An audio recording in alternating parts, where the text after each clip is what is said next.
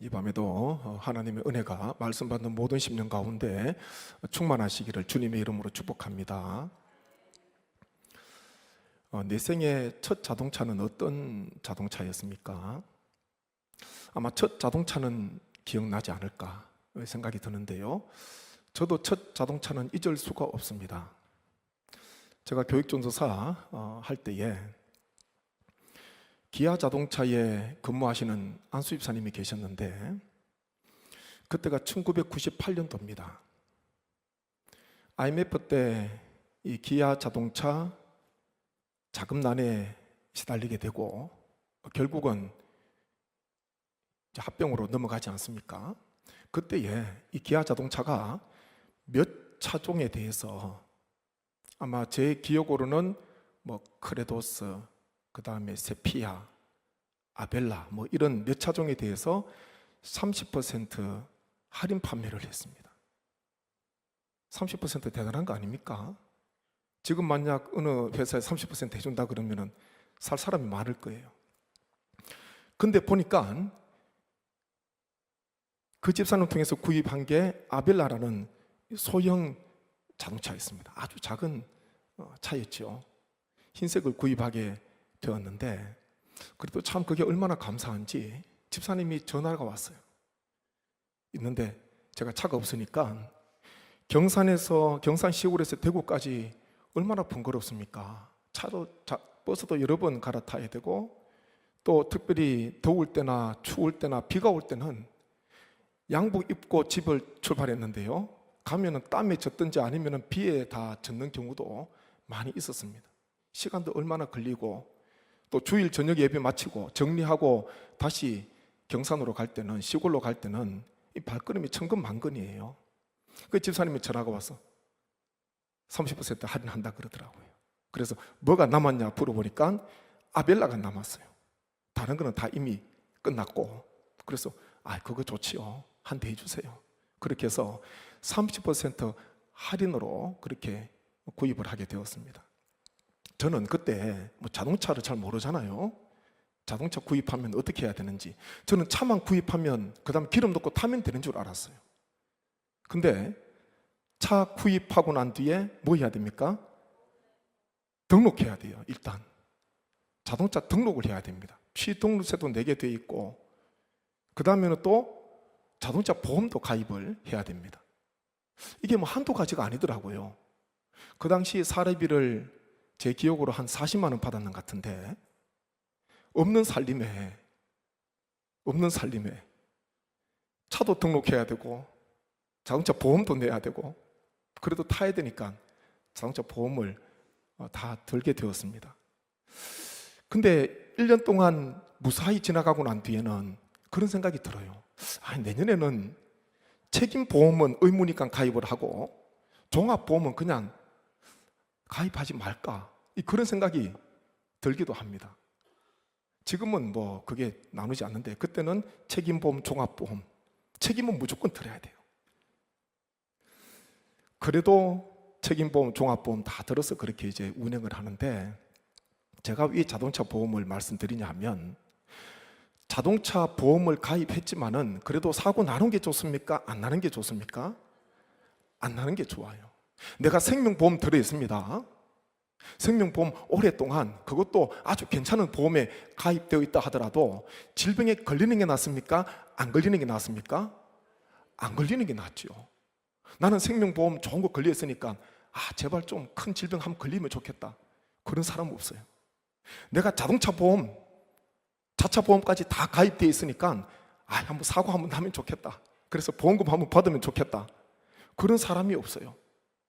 자동차 보험 가입되어 있지만은 비싼 보험료를 내지만요, 그래도 사고 안 나기를 다 원한다는 것이죠. 제가 자동차 보험 이야기하는 것은 자동차 보험이 있지만요, 사고 안 나기를 바라는 것처럼 우리도 마찬가지입니다.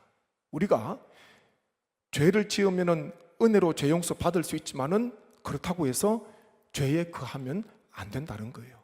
바울은 로마서 6장 말씀을 그렇게 시작을 하고 있습니다. 로마서 5장 20절 말씀에 보게 되면은 바울이 그런 증언을 합니다. 죄가 더한 곳에 은혜가 더욱 넘쳤나니, 그렇게 말씀합니다. 은혜가 어디에 머무르나 보니까 은혜는요, 죄인 가운데 머무르는 거예요. 예수님께서 이 땅에 의원으로 오셨습니다. 예수님께서 병든 자 치유하시고 고치시려고 만인의 의원으로 오셨어요. 누가 예수님을 찾게 되겠습니까? 병든 자예요. 영적으로 병든 자, 죄인들이 예수님을 찾게 되고 예수님의 은혜를 경험하게 되는 것입니다. 은혜가 어디에 머물렀나 보니까요, 죄가 있는 곳에 은혜도 넘쳤다, 그렇게 말씀합니다. 그러면서 바울은 오늘 6장 1절 2절을 보니까 이렇게 증언하는데요, 1절 2절 같이 한번 말씀 봅니다. 함께 봅니다. 그런즉 우리가 무슨 말을 하리요? 은혜를 더하게 하려고 죄에 거하겠느냐? 그럴 수 없느니라. 죄에 대하여 죽은 우리가 어찌 그 가운데 더 살리요? 아멘. 죄가 있는 곳에 은혜가 넘치게 되는데, 그렇다고 바울의 이 고백은요, 은혜를 경험하려고 다시 죄를 짓겠느냐, 그 이야기예요. 내가 은혜를 맛보려고, 은혜를 내가 경험하려고 다시 죄 가운데 살겠느냐, 반문하고 있는 것입니다. 복음은요, 율법보다 더 민감합니다. 혹자는 복음, 예수님께서 다 용서해 주셨어, 그리고 어떤 죄도 예수님께서는 다 용서해 주셔, 관대하게 생각하는데 그렇지 않습니다.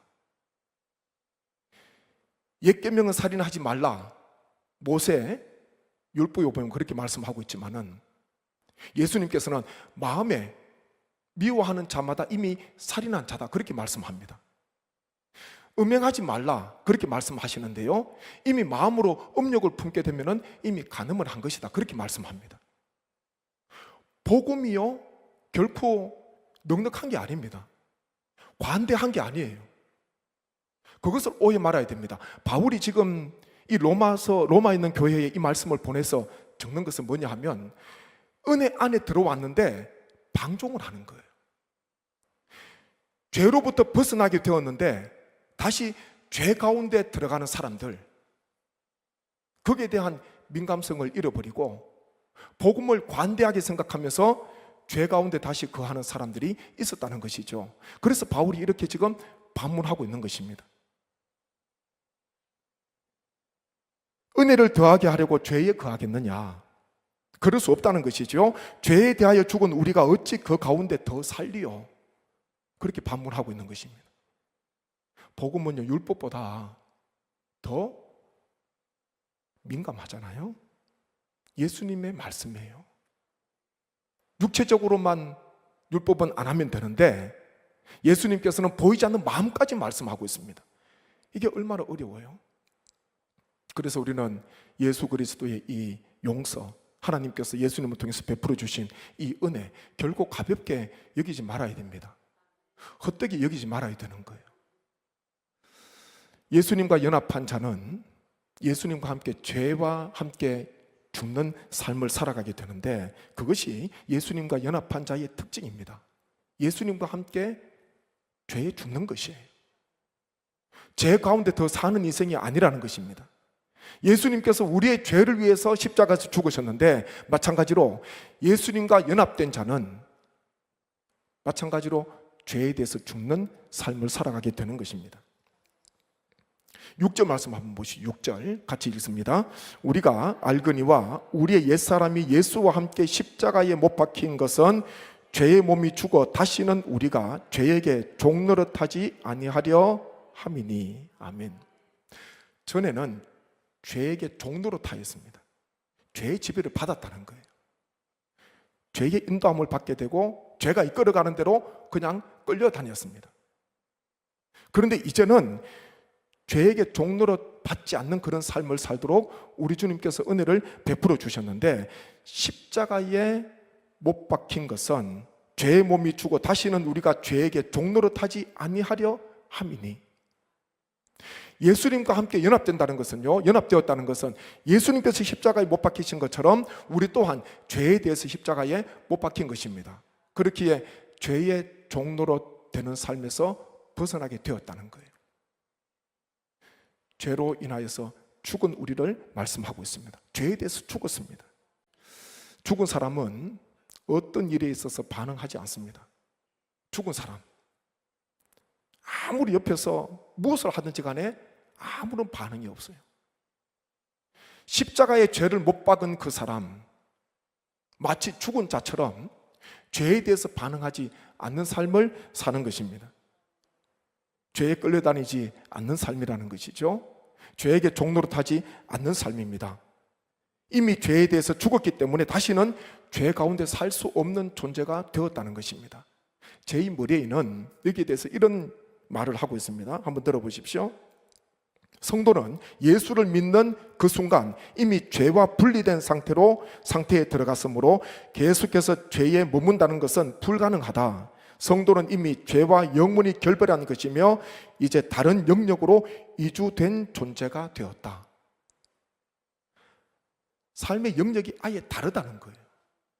전에는 죄 가운데 거하였는데, 죄의 지배를 받았는데, 죄에게 종노릇하는 삶을 살았는데, 예수님과 함께 십자가의 죄를 못 받고 난 뒤에는요, 예수님과 함께 십자가에 죽고 난 뒤에는 다른 삶을 산다는 것이죠. 죄와 완전히 결별된, 죄와 분리된 그런 삶을 살아가게 된다. 제 머리에는 이렇게 이야기를 하고 있습니다. 그렇다고 우리가 죄의 유혹 겪지 않습니까? 죄와 결별했는데 우리는 이 세상에 살아가는 동안에, 육신을 입고 살아가는 동안에는 언제든지 죄의 유혹을 받을 수도 있습니다. 그게 우리의 삶이에요. 죄와 결별하였지만은, 십자가의 죄를 못 박았지만은, 죽었지만은 여전히 죄의 유혹이 있다는 것입니다. 예수님께서는 제자들에게 이런 말씀을 합니다. 누가복음 22장 40절 말씀 한번 보시죠. 같이 읽습니다. 그곳에 이르러 그들에게 이르시되 유혹에 빠지지 않게 기도하라 하시고. 아멘. 이 죄의 유혹을 이야기하는 거예요. 예수님과 함께 거했던 제자들에게도 죄의 유혹이 찾아왔습니다. 예수님께서 제자들에게 유혹에 빠지지 않게 기도하라, 그렇게 말씀합니다. 유혹에 빠지지 않게 기도하라. 죄의 유혹이 있다는 거예요. 우리도 거듭났지만은, 십자가에 죽었지만은, 예수님과 함께 십자가에 못 박혔지만은 죄의 유혹이 여전히 있다는 것, 우리에게 바울은 이 말씀을 전해주고 있는 것입니다. 예수님께서도 제자들에게 유혹에 빠지지 않게 기도하라, 그렇게 말씀합니다. 시편 1편 1절 말씀 한번 보시죠. 함께 봅니다. 복 있는 사람은 악인들의 꾀를 따르지 아니하며 죄인들의 길에 서지 아니하며 오만한 자들의 자리에 앉지 아니하고. 아멘. 복 있는 자가 누군가? 악인들의 꾀를 따르지 않고 죄인들의 길에 서지 않고 오만한 자들의 자리에 앉지 않는 사람이다. 하나님의 자녀가 걸어가는 그 인생길에 악인들의 꾀가 있습니다. 죄인들의 길이 있습니다. 오만한 자들의 자리가 있습니다. 우리가 걸어가는 길이에요. 오늘 하루 우리가 걸어왔잖아요. 내일 또 걸어가야 하는 그 길에 죄의 유혹이 도사리고 있다는 것입니다. 악인들의 꾀가 있어요. 나를 넘어뜨리려고 하는 죄인들의 길이 있습니다. 오만한 자들이 앉아있는 자리가 있습니다. 그쪽으로 청하는 거잖아요. 죄인들의 길에 서라고 이야기를 하고, 악인들의 꾀를 따르라 이야기를 하고, 오만한 자들이 앉아있는 그 자리에 함께 하라, 유혹하고 손짓하는 것이죠. 그런데 우리는 그것을 날마다 거부해야 됩니다. 악인들의 꾀, 죄인들의 길, 오만한 자들이 앉아있는 자리, 의도적으로 피하고 멀리 해야 됩니다. 그 길이요, 그것이 복 있는 사람이요, 죄의 유혹을 이길 수 있는 비결이라는 것이죠. 싸우는 것보다 오히려 더 지혜로운 것은요, 피하는 것, 그게 더 지혜로울 수도 있습니다. 언젠가 영상을 보니까 요즘 보복 운전이 있지 않습니까? 희한한 일이 너무 많아요. 이 사람들이 스트레스가 얼마나 많은지, 운전함에 있어서 스트레스가 얼마나 많은지, 우회전을 하는데 보니까 직우면은 직진 차량도 있으면 되잖아요. 만약 맨 오른쪽에 우회전밖에 안 된다면은, 우회전 전용이라면은 거기에 직진하려고 하는 차가 있으면 안 되지요. 그럴 경우는 앞에 서 있는 차가 있으면 뒤에서 클렉션을 울릴 수 있습니다. 그런데요, 직우인데 앞에 있는 차는 직진하려고 서 있는 거예요. 근데 뒤에서 계속해서 클렉션을 울립니다. 그것도 그냥 한두 번 하는 게 아니에요. 얼마나 길게 누르는지 그냥 팍 그렇게 하는 거예요. 야, 이거 뭔가 있다. 그리고 앞 사람이 결코 안 피해줬습니다. 왜냐하면 그 사람 피해주려고 자기가 법을 위반할 수도 있는 거예요. 횡단보도에 진입할 수도 있고. 그래서 그냥 안 피해주고 있었거든요. 그러고 신호가 바뀌었습니다. 뒷차가 이제 보복 운전하는 거예요. 앞차는 직진을 하고 뒤에 차가 추월해서 앞차세 좀 전에 그렇게 급한지 빵빵 울렸던 그 차가요, 앞에서 서행을 합니다. 뒤에 차가 차선을 옮기려고 하니까 그쪽으로 가로막고요. 가는 곳마다 가로막아요. 옆에는 아내가 그런 말 하더라고요. 경찰에 신고하자. 신고해야 된다. 근데 이 남자가 참 지혜로운 사람이에요.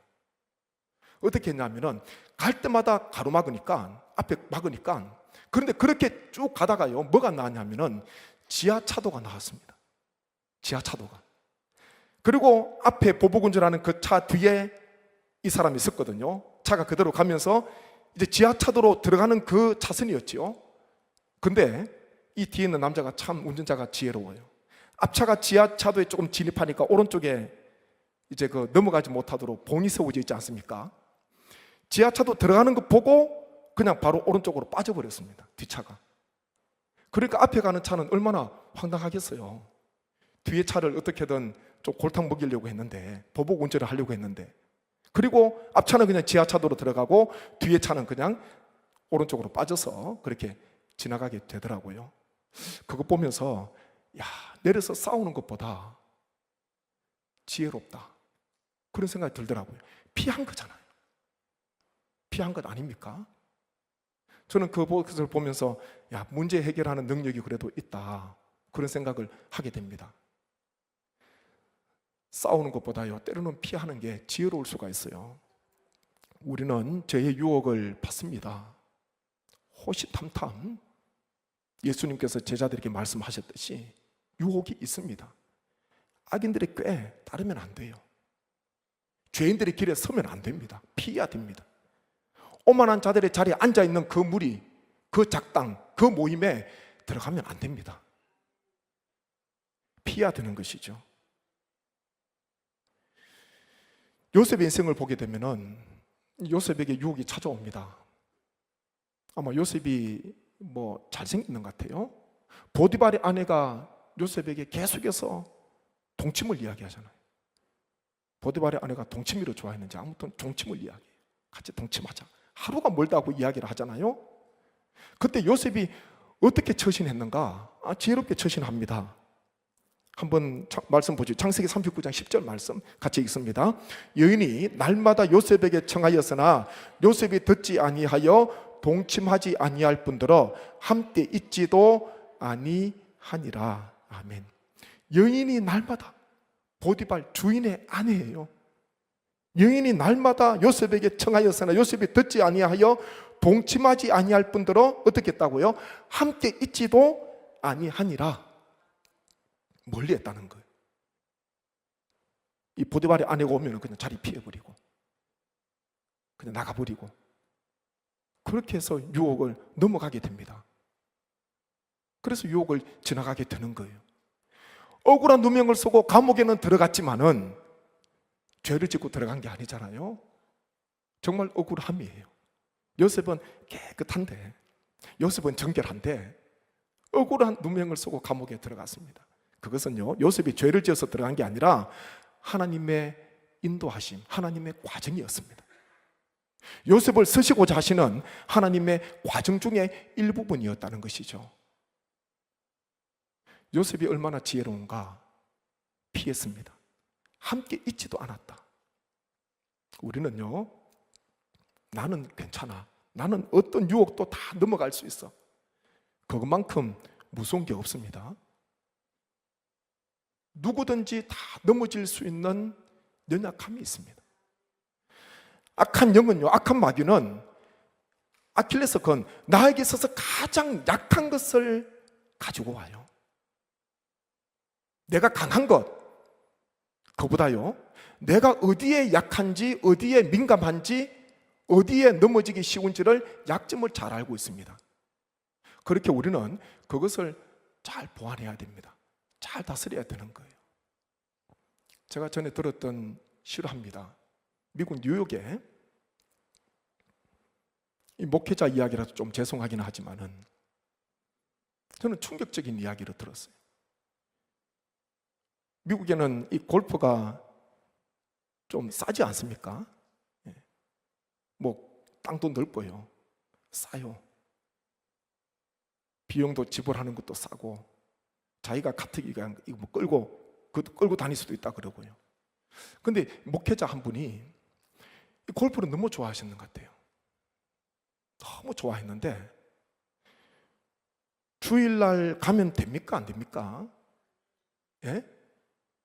주일날 골프장 가면 됩니까? 안 됩니까? 이분이요, 가셨다가 11시 전에, 예배 전에 오려고 생각하시고 가셨는데 깜빡 잊어버린 거예요. 주일인 거를 잊어버렸습니다. 저는 그 이야기 듣고 저는 충격을 받았습니다.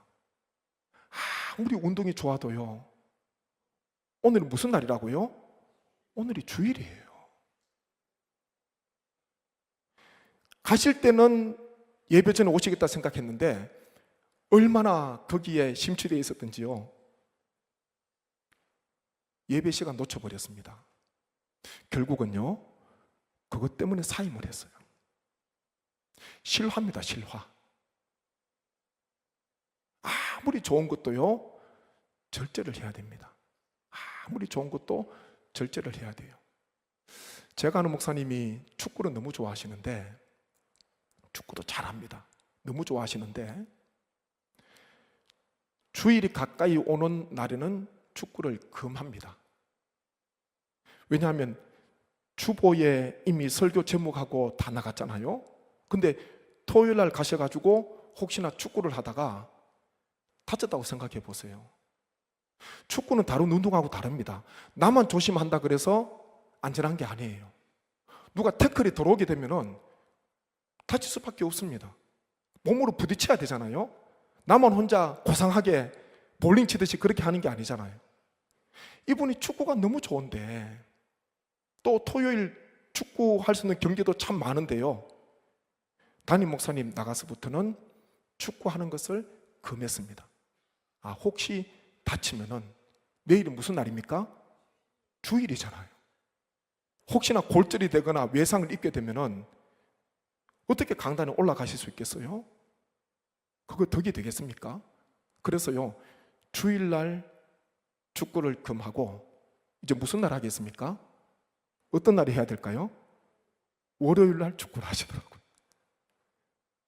언젠가 화요일에 만났는데 어제 축구하셨다 그러더라고요. 그래도 운동을 해야 되니까, 체력을 길러야 되니까. 그것도 지혜로운 거죠. 아무리 좋은 것도 지나치면은 부족한 것보다 못합니다. 지나치면 안 돼요. 그게 너무 깊숙이 빠져도 안 됩니다. 목회자든지 성도님 어느 누구든지 간에 아무리 좋은 것이라도 그게 너무 깊이 빠지면 안 돼요.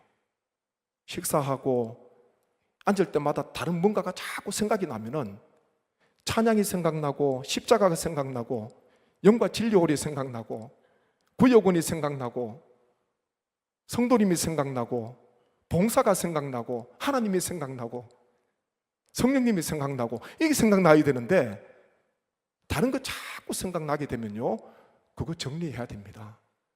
그 사람은 그거 절제하지 않으면은 그것 때문에 넘어질 수가 있는 거예요.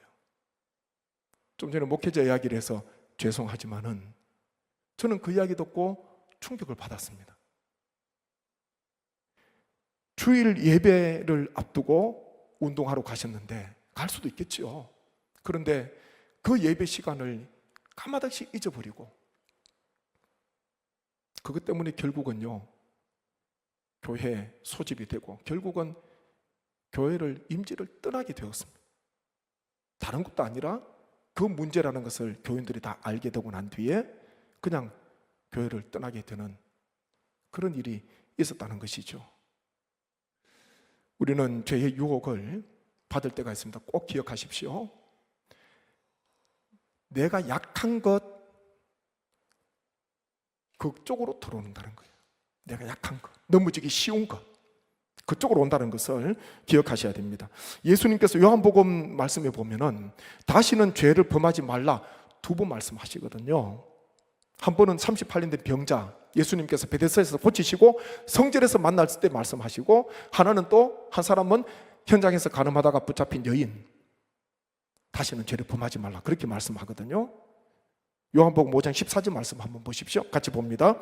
그 후에 예수께서 성전에서 그 사람을 만나 이르시되 보라, 내가 나았으니 더 심한 것이 생기지 않게 다시는 죄를 범하지 말라 하시니. 아멘. 요한복음 8장 11절 말씀 한번 보십시오. 대답하되 주여 없나이다. 예수께서 이르시되 나도 너를 정죄하지 아니하노니 가서 다시는 죄를 범하지 말라 하시니라. 아멘. 예수님께서 우리에게 말씀하십니다. 가서 다시는 죄를 범하지 말라.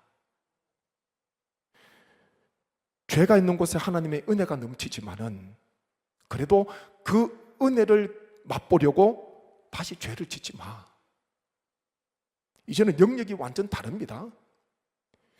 예수님과 연합된 자, 예수님과 함께 십자가에 못 박혔습니다. 그렇기에 죄의 종로로 타는 그 영역에서 더 이상 머물지 않고 이제는 새로운 예수님과 함께하는 새로운 삶으로, 새로운 생명으로 이주를 했다는 것, 이사를 했다는 것입니다. 회개하지 말라는 것이죠. 옛날에 주님을 알지 못할 때 머물렀던 그 자리에 머무르지 말라는 것입니다. 다시는 죄를 범하지 말라. 죄에 대해서 민감성을 말씀합니다. 죄에 대해서 민감하라. 다시는 죄를 범하지 말라. 주님께서 38년 된 병자, 또 간음했던 여인에게 이런 말씀을 하신 것입니다. 오늘 읽은 5절 말씀 한번 같이 보시죠. 5절 같이 봅니다. 만일 우리가 그의 죽으심과 같은 모양으로 연합한 자가 되었으면 또한 그의 부활과 같은 모양으로 연합한 자도 되리라. 아멘. 8절 9절 말씀 함께 봅니다. 만일 우리가 그리스도와 함께 죽었으면 또한 그와 함께 살 줄을 믿노니 이는 그리스도께서 죽은 자 가운데서 살아나셨음에 다시 죽지 아니하시고 사망이 다시 그를 주장하지 못할 줄을 알미로라. 아멘. 우리는 죄에 대해서 죽었고요, 그 다음 예수님과 함께 사는 존재가 되었습니다. 그 말씀을 하는 거예요. 예수님과 연합된 자는 죄와 함께 죽은 자요, 예수님과 함께 산 자다, 사는 자다, 그렇게 말씀합니다. 부활에 대해서 말씀합니다. 부활에 대해서 예수님과 함께 죽은 자는 예수님과 함께 부활하는 거예요. 연합됐기 때문에, 접붙임바 받았기 때문에 함께 부활하는 것입니다. 이것이 우리에게 얼마나 큰 은혜입니까? 다시 사는 존재로, 생명을 사는, 생명을 누리는 존재로 우리가 변화되었다는 것, 이 놀라운 은혜입니다. 고린도서 15장 말씀에 보면은 사도 바울이 부활에 대해서 증언하고 난 뒤에 우리가 잘 알듯이 마지막 정말 중요한 메시지를 전하잖아요. 이 부활, 바울은 우리가 죽어서 맞이할 부활이 완성이지만은 살아있는 동안에도 우리는 부활을 맛볼 수가 있습니다. 부활의 삶을 살 수가 있습니다. 이 세상에서 나약하게 이리 끌려다니고 저리 끌려다니고 나약한 존재로 만신창이가 되어서 나중에 죽음 후에 부활을 경험하는 것이 아니라 이 땅에 살아가는 동안에도요, 부활 가운데 능력의 삶을 살게 된다. 바울이 그것을 증언합니다. 부활에 대해서 전하고 난 뒤에 살아있는 성도들에게 바울이 이런 말씀을 전하지 않습니까? 같이 한번 보시죠. 고린도서 15장 58절 말씀 함께 봅니다. 그러므로 내 사랑하는 형제들아, 견실하며 흔들리지 말고 항상 주의 일에 더욱 힘쓰는 자들이 되라. 이는 너희 수고가 주 안에서 헛되지 않은 줄 알미라. 한 번 더 있습니다.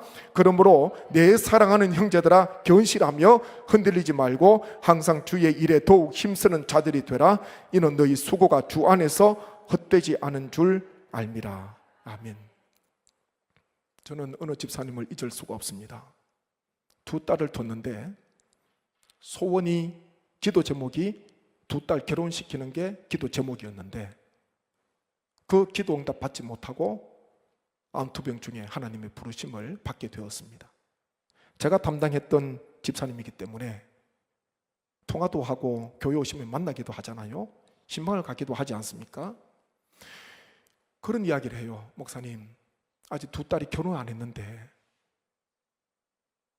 친정 엄마가 그래도 있으면 좋겠는데, 딸이니까, 아들이 아니고 딸이니까 이것저것 일러줄 것도 있고 또 임신하게 되면은 친정 엄마가 봐줘야 될 것도 있고, 그래도 결혼식장에 친정 엄마가 있어야지 결혼식 준비도 해주고 이것저것 할 게 있는데, 그런 이야기를 하시는데 제 마음이 참 아프더라고요.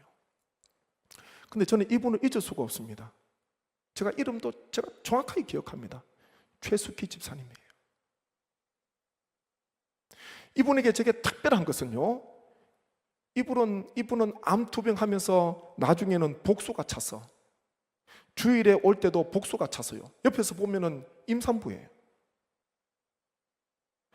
얼굴은 다 말랐지요. 식사도 거의 못하지요. 복수가 찼는데 예배를 드리러 오세요. 어떻게 생각하십니까? 부끄럽게 생각하십니까? 이분은 끝까지 요양원에 가실 때까지, 걸을 수 있을 때까지 예배를 오셨어요. 임산복을 입고 오셨어요. 뭐 다른 옷을 입을 수가 없어요. 얼굴은 야유했는데요, 복수가 차니까, 복수가 차면 거의 마지막이라 그러더라고요. 암투병을 하면서 거의 끝까지 간 거예요. 그런데도 임산복을 입고 주일에 오셔가지고 예배를 드리는데, 제가 왜 그분을 기억하냐면은, 제가 전화를 하면은, 저는 그분이 걱정이 돼서 전화를 하는데 그분은 항상 제 안부를 물어보고, 교회에 특별한 일 없습니까? 교회도 평안합니까? 항상 그거 물어봤고요. 또 한 가지는, 참 이게 부활신앙이에요. 얼굴에 웃음이 떠나지 않아요.